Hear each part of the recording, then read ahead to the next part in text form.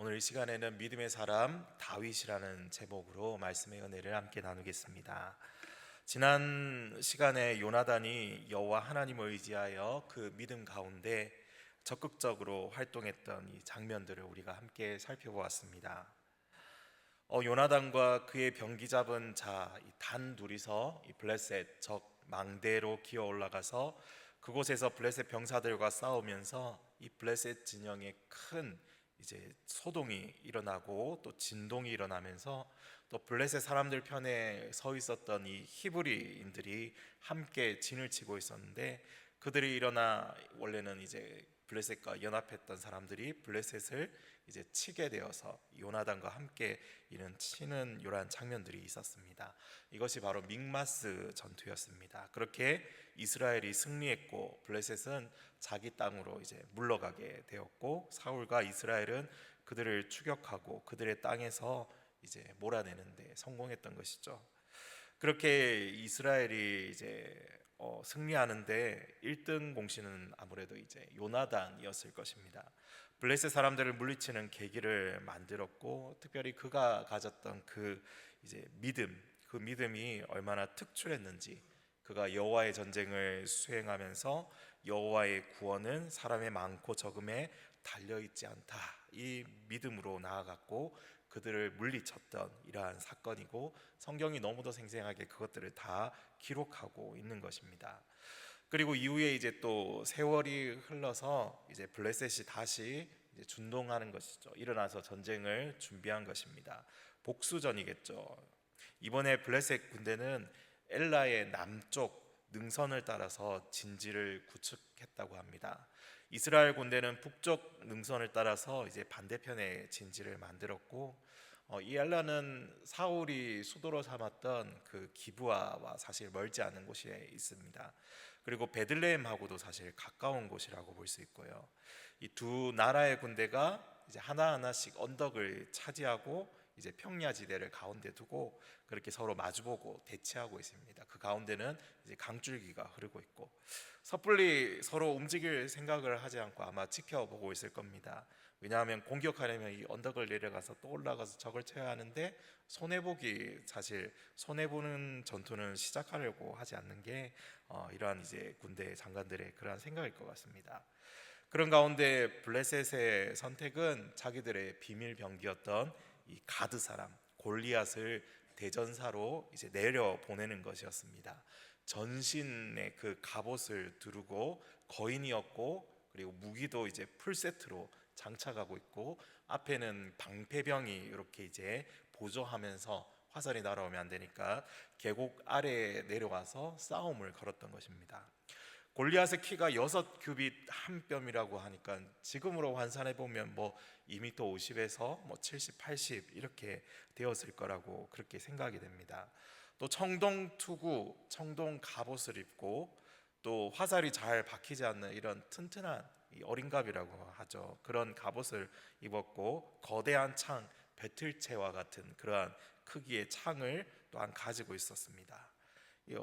이것뿐만 아니라 두 어깨 사이에, 그러니까 등 허리에는 또 단창을 꽂고 있었고, 허리춤에 칼도 차고 있었습니다. 그야말로 이제 공성병기 아니면 요새였다라고 보기에 좋은 그런 사람입니다. 이렇게 중무장을 하고 그 앞에는 화살을 막을 수 있는 방패를 든 사람이 이제 나와서 이스라엘 진영 앞으로 와서 싸움을 걸었던 것입니다. 이런 거인이 40일 밤낮으로 나와서 싸우자고 도발하는 것입니다.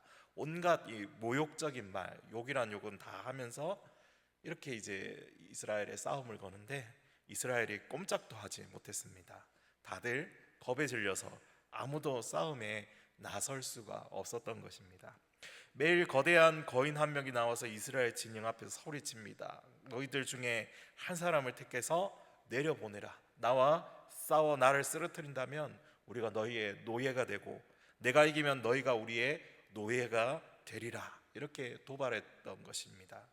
그의 그런 외침과 거인처럼 거대한 이 용사의 모습을 보면서 이스라엘 진영에서는 아무도 움직일 수 없었고, 아무도 그와 맞설 수가 없었던 것입니다. 그런 가운데 이세의 여덟 번째 막내 아들 다윗이 아버지의 심부름으로 이 식량을 배달하기 위해서 여기 엘라 골짜기에 도착했습니다.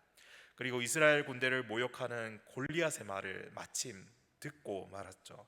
이스라엘의 하나님과 그의 백성을 모욕하는 것에 분노하면서 이 다윗이 열이 받친 거겠죠. 그러면서 사람들에게 말을 걸기 시작합니다. 이 할례 없는 블레셋 사람이 누구간데 사실은 하나님의 군대를 모욕하느냐. 사실 청소년 시절이라고 보면 되겠죠. 이 다윗이 아무리 이제 미미하고 볼품없더라도 자기네 군대를 살아계신 하나님의 군대로 이렇게 이제 다윗이 인식하고 있다는 점을 먼저 우리가 알 수 있습니다. 갑자기 이 젊은 양치기 한 명이, 이 어린 양치기 한 명이 사람들 앞에 나서서 사람들은 이제 그를 사울 왕 앞으로 이렇게 데려가게 됩니다. 근데 사울이 보니까 기가 차겠죠. 목동인 겁니다. 목동. 그걸 눈치채고 아마 다윗이 얼른 말했겠죠. 그를 인하여 사람이 낙담하지 말 것이라. 주의 종이 가서 저 블레셋 사람과 싸우리이다. 그러자 사울이 그냥 있는 그대로 이야기해 주죠. 네가 가서 저 블레셋 사람과 싸우기에는 능치 못하다. 너는 소년이고 그는 어려서부터 백전의 용사다. 사울에게 있어 다윗은 아무런 기대치도 없었던 겁니다. 이때 이 다윗이 뭐 약관 정도의 나이의 젊은인 것 같은데, 저 사람은 어려서부터 싸움에 익숙한 전사인데 너는 행색을 보아하니 양을 치는 목동이 아니냐. 네가 어떻게 가서 싸운단 말이냐. 말도 안 된다. 아마 사울이 그렇게 말을 했을지도 모르겠습니다. 그렇게 다윗의 말을 믿지 않았죠. 그래서 다윗이 다시 이제 사울을 설득합니다. 우리 34절, 35절 말씀인데 우리 같이 한 번 더 읽어보겠습니다. 다윗이 사울에게 말하되 주의 종이 아버지의 양을 지킬 때에 사자나 곰이 와서 양떼에서 새끼를 물어가면 내가 따라가서 그것을 치고 그 입에서 새끼를 건져내었고, 그것이 일어나 나를 해하고자 하면 내가 그 수염을 잡고 그것을 쳐 죽였나이다. 아멘. 이 성경을 읽으면서 사자가 나오길래 저는 사자가 아프리카에만 있는 줄 알았습니다. 알고 보니까 이 19세기, 20세기에 멸종되었더라고요. 여기 그리스 쪽에도 있었고 인도까지 이렇게 골고루 소아시아에도 분포되어 있었다고 합니다. 이스라엘에도 이 사자가 있었던 것이죠. 양치기는 뭐 자기보다 이 더 큰 곰이나 이제 사자를 쓰러뜨렸다고 이제 사울에게, 왕에게 그렇게 이제 설득하는 겁니다. 그러자 이 사울이 더 할 말이 없는 것이죠. 사실 사울은 다른 선택의 여지도 사실 없었습니다. 벌써 40일이나 이 골리앗이 나와서 밤낮으로 그냥 백성들을 이제 긁어대는데, 두려워하게 하는데 사실 아무런 대책도 내어놓지 못하고 있는 그런 상태였기 때문에 사실 사울의 선택의 여지가 없었던 것 같습니다. 지난번에 요나단의 믿음에 대해서도 우리가 말씀을 나누었지만 다윗의 이러한 결단, 행동은 어떻게 보면 우리 자살 행위라고 우리가 볼 수 있는 그러한 행동 중에 하나이지 않습니까? 목숨을 가볍게 여기는 것처럼 보이기도 합니다. 한편으로 이 젊은이의 패기나 혈기를 누르지 못하고 자기를 희생하기 위해서 나서는 것처럼 또 보이기도 합니다. 그러나 여러분, 지난번에도 나누었지만 무모하게 나선 것이 아니라 그에게는 하나님께서 분명히 그 가운데 하실 일이 있다는 이 확고한 믿음으로 나아가고 있다는 것입니다. 그래서 17장 37절에 보면 또 다윗이 이르되 여호와께서 나를 사자의 발톱과 곰의 발톱에서 건져내셨은즉 나를 이 블레셋 사람의 손에서도 건져내시리이다. 이 믿음 가운데 그가 이렇게 고백하고 있는 거죠. 이렇게 두려움 없이 나아가는 것은 그에게서 이제 그에게 보면 여호와 하나님을 늘 중심에 두고 살았던 그의 이전의 삶의 그 흔적이 있었기 때문이겠죠. 그의 적극적인 이런 신앙의 태도가 사실 큰 역할을 했던 것입니다. 그러면서 우리가 요나단 때도 생각했던 중요한 질문 한 가지가 있었죠. 이 순간 하나님께서는 나에게 무엇을 하기를 원하실까 하고 생각하는 것입니다. 이러한 적극적인 믿음은 심지어는 자기 나라 왕 앞에서도 담대하고 당당하게 말하게 했습니다. 32절에 다윗이 사울에게 말하되 그로 말미암아 사람이 낙담하지 말 것이라. 주의 종이 가서 저 블레셋 사람과 싸우리이다. 내가 반드시 저놈을 죽일 것이고 사자와 곰의 발에서 나를 건지신 하나님께서 저 사람의 손에서도 나를 건져 주실 것입니다 하고 지금 다윗이 이야기하고 있는 것입니다. 지금껏 그가 경험했던 하나님의 도움이 곰과 사자의 발톱에서부터 뿐만 아니라 저 거인 장수의 손에서도 그를 건지실 것을 다윗은 믿고 있었습니다. 그의 평소 하나님 앞에서 가졌던 믿음과 신뢰와 확신이 이 더 큰 일에서도 이제 담대하게 작용하고 있다는 것이죠. 하나님께서 나와 함께 하셔서 우리 군의 사기를 떨어뜨리는 저 장수를 꺾어서 우리 이스라엘의 하나님이 살아계심을 보여주겠다, 하나님의 뜻이 이루어지도록 하겠다 하는 이 믿음의 자세로 그가 나서는 것입니다. 그러니 결코 내 목숨 기꺼이 바치겠다, 무모하게 도전한 것이 아니라 그 다윗의 마음은 믿음으로부터 이제 일어선 그 마음이라는 것이죠. 우리 인생에 일어나는 일에도 마찬가지로 같은 원리로 바라볼 수 있어야 합니다. 단순히 우리 이스라엘 민족의 영웅 다윗을 마음껏 뽐내기 위해서 사무엘서의 저자가 기록한 것이 아닙니다. 성령께서 저자를 감동시키시고 그를 통해서 기록하게 하신 이 말씀은 그의 시대뿐만 아니라 오늘 우리에게도 그와 같은 믿음의 눈으로 바라보고 그와 같은 마음으로 살아갈 것을 요구하고 있는 것입니다. 우리 앞에 거대한 세상이 버티고 우리 앞에 거대한 장벽이 둘러치고 도저히 뛰어넘을 수 없을 그런 상황과 답답한 현실이 몰아친다 해도 믿음의 사람들은 이 믿음의 눈으로 여호와 하나님을 바라보아야 한다라는 것이죠. 여호와 하나님을 의지하여야 합니다. 여호와 하나님을 믿는 그 믿음 가운데 하나님의 기뻐하시고 온전하신 뜻이 무엇인지 분별하며 적극적으로 달려 나아가는 것, 성경은 이것을 우리에게 지금 말씀해 주고 있습니다. 무슨 문제를 만날 때마다, 무슨 일이 다가올 때마다 우리가 그 이스라엘 병사들처럼 위축되고 압도되어서 가만히 앉아 있는 것과는 반대의 모습으로 살아갈 것을 우리에게 촉구하는 것입니다. 우리에게도 이러한 적극적인 신앙의 태도와 긍정적인 믿음의 눈으로 세상을 바라볼 수 있어야 한다는 것이죠. 그러면서 순간마다 우리가 생각해야 합니다. 주님이라면 어떻게 하실까? 하나님은 내가 어떻게 하기를 원하실까? 이렇게 믿음의 마음과 말과 행동으로 세상과 마주하기를 하나님께서는 원하고 계시는 것입니다. 그럴 때 하나님께서 다윗을 가만히 두시겠습니까?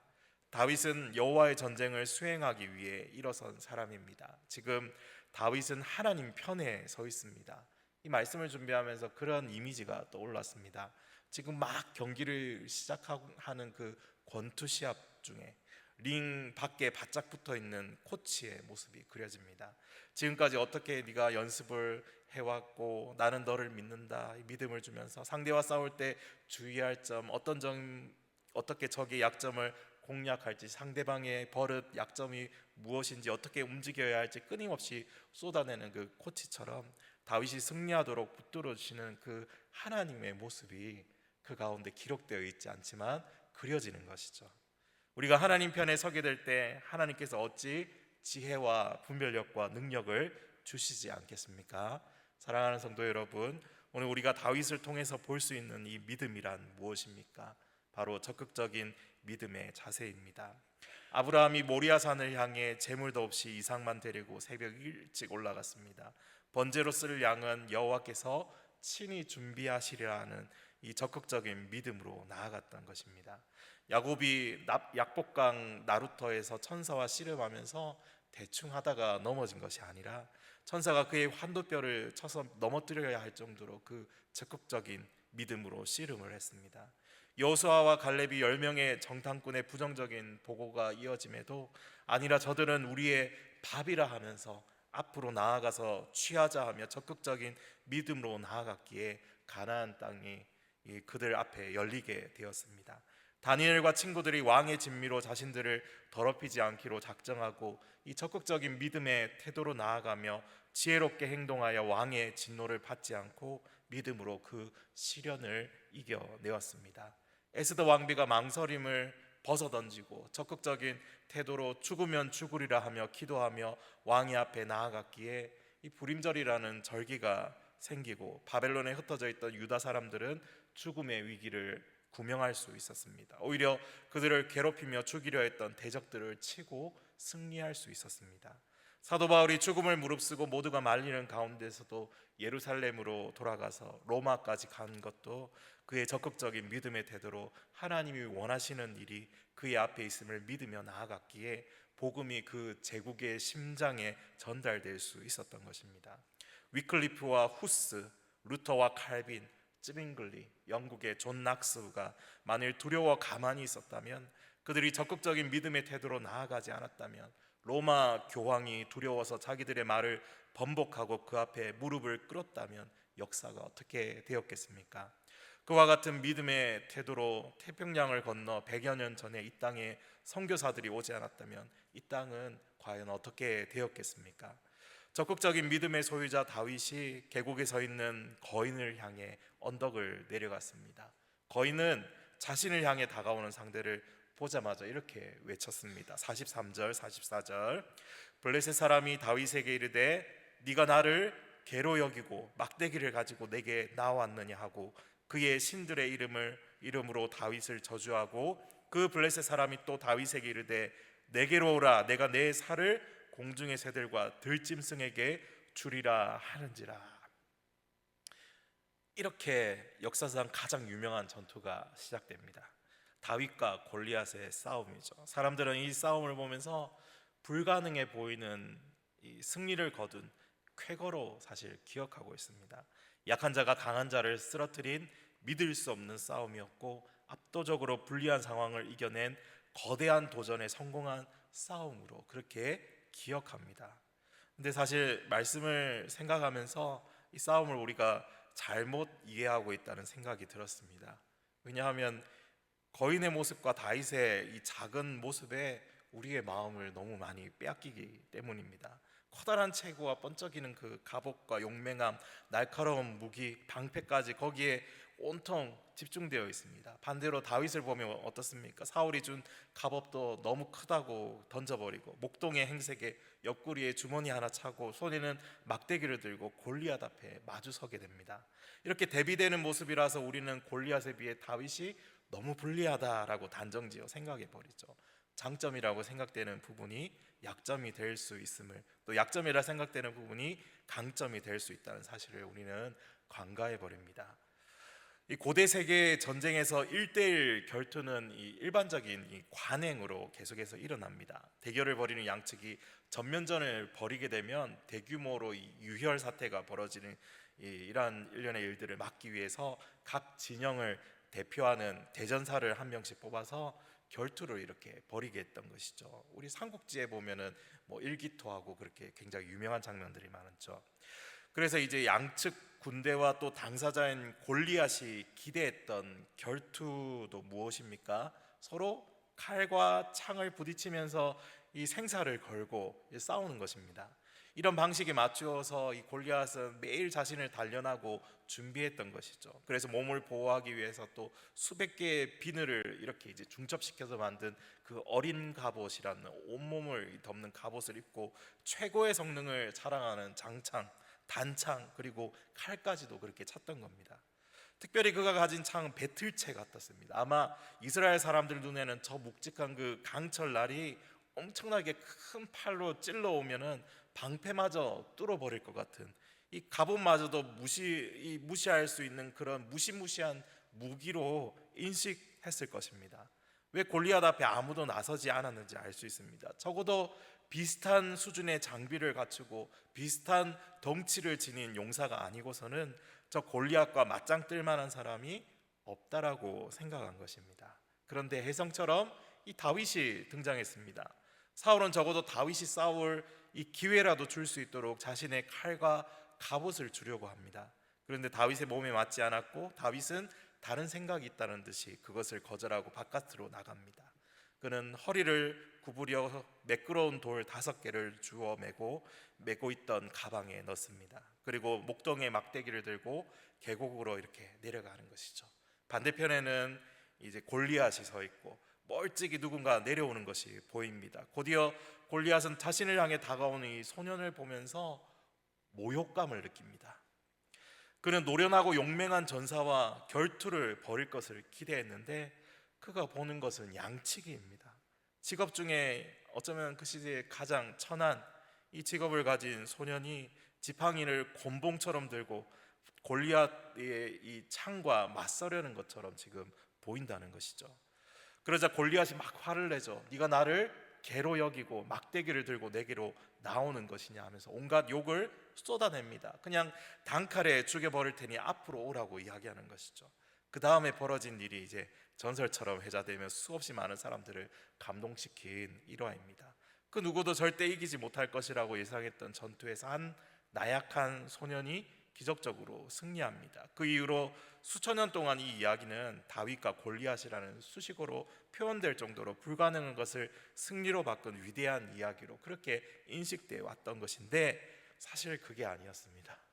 왜냐하면 다윗은 전략적으로 싸움의 규칙을 자신에게 유리한 쪽으로 이끌고 갔기 때문입니다. 이 고대 군대에는 세 종류의 이 병과가 있습니다. 기병, 보병, 그리고 발사병이 있습니다. 이 발사병에는 궁병이 있고 그리고 투석병이 있습니다. 이 투석병은 물매를 가지고 다니면서 돌이나 납구슬을 넣어서 휘둘러서 이 날리는 그러한 병과였습니다. 투석은 사실 엄청난 기술과 연습을 필요로 하는데 숙련된 이 투석병은 아주 치명적인 무기였습니다. 예전에도 다룬 적이 있듯이 사사기 20장 16절에 이 베냐민 지파와의 그 전투, 여기에 보면 이 모든 백성 중에서 택한 700명은 다 왼손잡이라 물매로 돌을 던지면 조금도 틀림이 없는 자들이더라. 우리 이 말씀도 한번 살펴본 적 있죠. 사사시대에 이스라엘 지파 연합과 베냐민 한 지파가 싸웠는데 이 많은 병사를 가지고도 이스라엘이 첫 번째 전투에 패배했던 그 일이 왜 그런가 하면 그 당시 베냐민 지파에는 이 특수한 병과가 있었기 때문입니다. 바로 투석병인 것이죠. 오늘날로 치면은 사격에 있어서 저격수, 특등 사수에 해당하겠습니다. 700명이 한 사람씩만 10번만 맞춰도 몇 명이 그냥 쓰러지는 겁니까? 7,000명이 그 자리에서 쓰러지는 겁니다. 부상이나 생명을 잃게 되는 것이죠.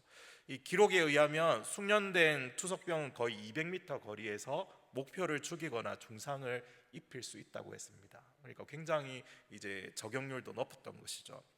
그런데 고대에 있었던 이 세 종류의 병사들이 서로 물고 물리는 이 경향, 이 균형을 가지고 있었습니다. 우리 가위바위보를 생각하면 되는 것이죠. 보병은 긴 창과 갑옷으로 이 기병에 맞설 수가 있었고, 빠른 스피드 위주의 기병은 발사병을 이렇게 무찌를 수 있었고, 발사병은 보병에게 치명타를 안겨 주었습니다. 특별히 발사병과 보병의 전투 결과가 잘 나타난 전쟁이 있는데 바로 스파르타와 아테네의 전쟁이었습니다. 펠로폰네소스 전쟁이라고 부르는데 군사 강국이었던 이 스파르타에게 밀리던 아테네군이 승리할 수 있었던 게 바로 이 투석병을 대거 투입했기 때문이라고 합니다. 그들이 투석하는 이 돌의 위력이 얼마나 대단했냐 하면 스파르타군의 이 청동 투구를 깨뜨리고 이 다리에 찬 그 철로 된 아니면 동으로 된 이 보호대를 강타해서 뼈를 부러뜨릴 정도로 강력했다고 합니다. 그래서 이 전세가 이제 역전되고 긴 농성전 끝에 결국 스파르타가 우리 항복하겠소 해서 백기를 들었던 것이 바로 이 전쟁의 이제 끝이었죠. 다시 성경으로 돌아가서 골리앗은 여러분 어떤 종류의 병사입니까? 보병입니다. 보병. 그것도 완전히 무장한 중장 보병입니다. 골리앗은 지금 중장 보병 대 중장 보병의 전투를 생각하고 있는 겁니다. 자신에게 가장 유리한 전투 방식이죠. 그래서 그가 내게로 오라고 외친 겁니다. 근거리로 와서 나와 칼과 창을 맞대고 한번 붙어보자라는 말이죠. 사울도 똑같은 생각으로 다윗에게 칼이랑 갑옷을 내준 겁니다. 양측에 숨죽이며 지켜봐도 모든 병사들도 똑같은 생각을 하고 있었던 겁니다. 칼과 칼이 맞부딪히고 힘과 기술의 대결이 펼쳐질 것을 이제 기대하고 있었던 것이죠. 그런데 다윗이 어떻습니까? 그는 지금 1대1 결투를 생각하고 있지 않습니다. 그가 사울에게 곰과 사자의 이야기를 한 이유는 단지 이 자기 용맹함을 입증하기 위해서만은 아니었습니다. 그가 이 맹수와 싸우면서 터득한 자신만의 그 전투 방식 그대로 이 골리앗과 싸울 생각이었던 것이죠. 사실은 다윗의 이런 생각은 발상의 전환입니다. 아무도 생각했지 못했던 그 발상의 전환, 그 시대의 고정관념을 깨는 방식이었죠. 다윗은 골리앗을 향해 달려갔습니다. 뭐 무거운 것이 없이 아주 재빠르게 기동성이 있었겠죠. 몸을 이용해서 가속도를 붙이고 물매에 돌을 장전하고 순식간에 돌리며, 그러면서 골리앗의 신체에서 드러나 있는 유일한 약점을 노리고 점점 더 빨리 물매를 돌리면서 달려갔겠죠. 실제로 이 탄도학, 총알에 뭐 그런 이제 날아가는 거를 연구하는 이 전문가들 연구를 해보면 전문 투석군이 35m 이 거리에서 날린 보통 크기의 돌이요 시속 122.4km의 속도로 날아간다고 합니다. 이게 무슨 말이냐면 골리앗이 맞으면 두개골을 관통해서 의식불명에 빠뜨리거나 심지어는 죽이고도 남을 만한 위력이 있다는 그러한 말입니다. 그래서 물매로 던지는 이 투석은 권총이 가진 위력이라고 그렇게 생각해 보시면 됩니다. 그 순간 골리앗이 하고 있었던 일이 무엇일까요? 가까이 오면 단칼에 죽이겠다는 태도로 가만히 있는 것입니다.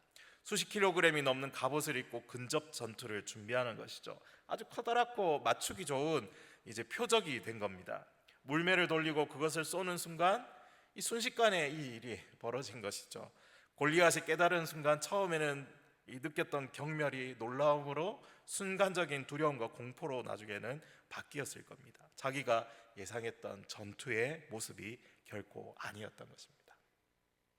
다윗은 자신의 전략이 골리앗의 그것과 얼마나 크게 다른지 강조하듯이 두 번이나 45절과 47절에 골리앗의 칼과 창을 강조하고 있습니다.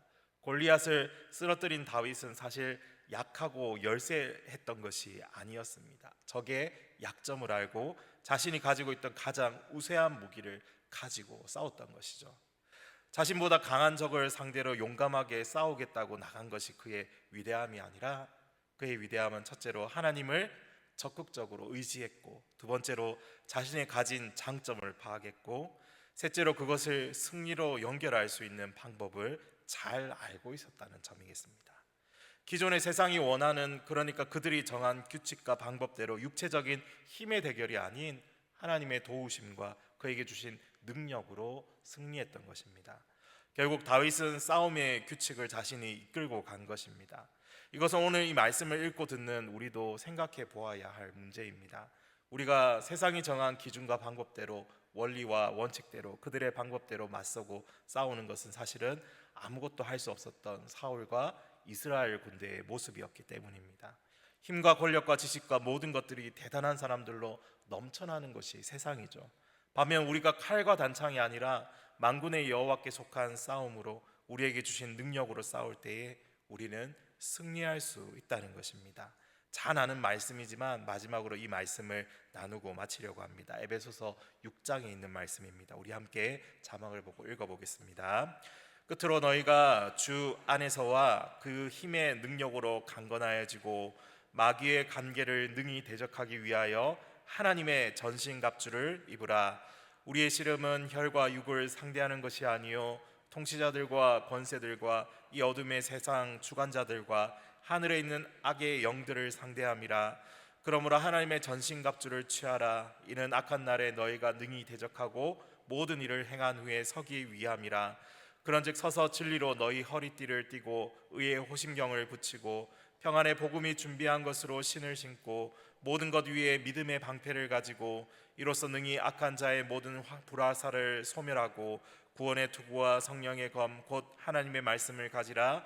모든 기도와 간구를 하되 항상 성령 안에서 기도하고 이를 위하여 깨어 구하기를 항상 힘쓰며 여러 성도를 위하여 구하라.